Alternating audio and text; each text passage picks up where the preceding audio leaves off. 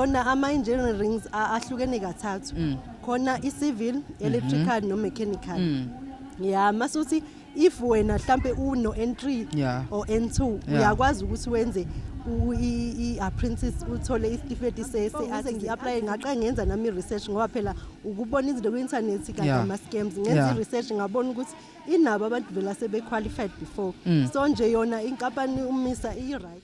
Babukeli beMakhiwa TV sesiphinde sahamba futhi safika noma kanjani ke khona la endaweni yakwaMnyathi kuphi na noma kanjani ke ku Ward 5 eMaqhuzu Sport Ground ke njengoba nje namhlanje kunjena nje kusuku noma kanjani ke olumnandi nje olupholwile. Igama lami ke mina ngo Cape Town nguNtuthungo kaMasondo isibongo nyambo somkhulu ngadili kuphuza amcikazelo abanye bathi mina nguShoti uMatinda namsagwa sakhe nje masogo lapho eTwo Mountain wakozama zama yonke iCape Town lena abaphuma beqhashe endlize ngephuma bedidekile nje athi dasi kanti yonke into correct njenge Nike ngilento abathi lento abanye bathi lokhu ngihamba ngifike noma ngabe kuphi la ukhona kanti ke namhlanje ke noma kanjani ke uMisi Mthembu uNkadibengi Minister for National Cooperative noma kanjani ke and Traditional Affairs no MEC uMisi Bongiwe Sithole Mloyi for Cooperative Government and Traditional Affairs noma kanjani ke bazonikela noma kanjani ke noma mhlawumbe bazo hand over of iBhokwe West Water khona la endaweni yakuphi na yakwaMnyathi baculi bazobe bekhona noma kanjani ke izobe khona insizwe ebhodlela noma kanjani ke ugatsheni kanjalo futhi noma phathe fika iphathasi umfana wakhona khona la engoje ubani na uduma kahle noma kanjani ke umfana kaNkosi kanti ke futhi uzobe khona umcebo umfoko kaMncwango awusuka madoda kuphi na endaweni yasemakhwatheni khona la baqulusini kuzobe konakele kuzobe kumnandi kakhulu woza uzosijoina sazoba mnandi manje nginosisi la nokuyena uzosazisa ukuthi ngabe ubani ungwakuphi kanti futhi ke wenza mpho umsebenzi nanokuthi wenzani la sisi asikubingele siphinde sikwamukele kwiMakhiwa TV. Yebo njani bhuti? Ngiyaphila kunjani? Ngiyaphila nami. Igama nesibongo sikasisi uba? Igama lami nguCharisma uMatutu ngwacele. Charisma Matutu Cele. Awu bakithi indosi. Kulungileke. Emacele mhlambe la kwenziwa namhlanje usithathe nje usibeke.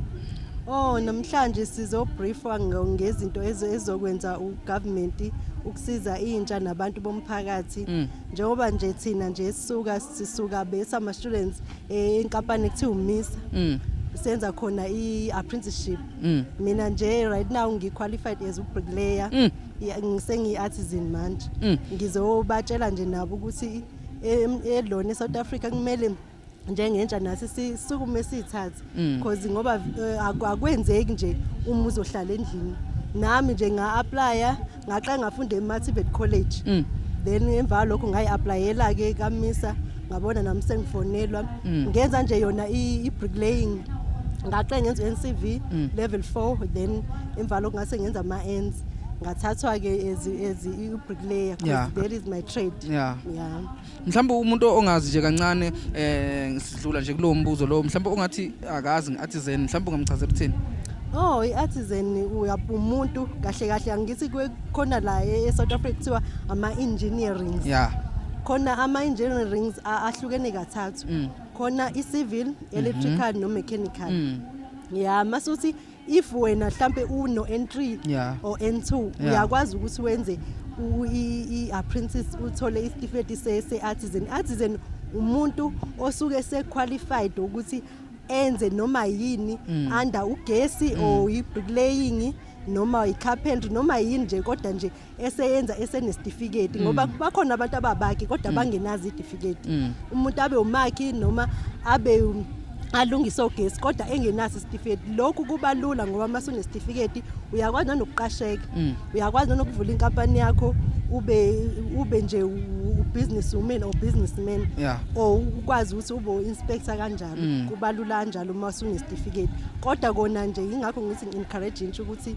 iphume nayo iyowabheka lamathuba and futhi amaTibet College right ngempela. So isikhona mhlambe intsha esenisebenzisile okanye mhlambe nayifundisa ngalomkhakha wena? Okwamanje ngoba mina ngisanda ukuqualify kodwa inkampani le uMisa ngoba mina ngi-apply kuyona then ngase yangithatha I think nje kusukela kudala ngoba kubhaliwe enkampanini ukuthi yaqala I think it was 2006 or 7 iqala ukutrain ama-artisan nami ngathola le opportunity ukuthi ngitrain under yona kodwa nje woniwa trainile maningi ngoba nami before ngize ngiapply ngaqala ngenza nami research ngoba phela ukubona izinto ku internet kanti ama scams ngenza research ngabona ukuthi inabo abantu vela sebe qualified before so nje yona inkampani uMisa i right impela iyawakhipha ama artisans angifundi uqamba manga.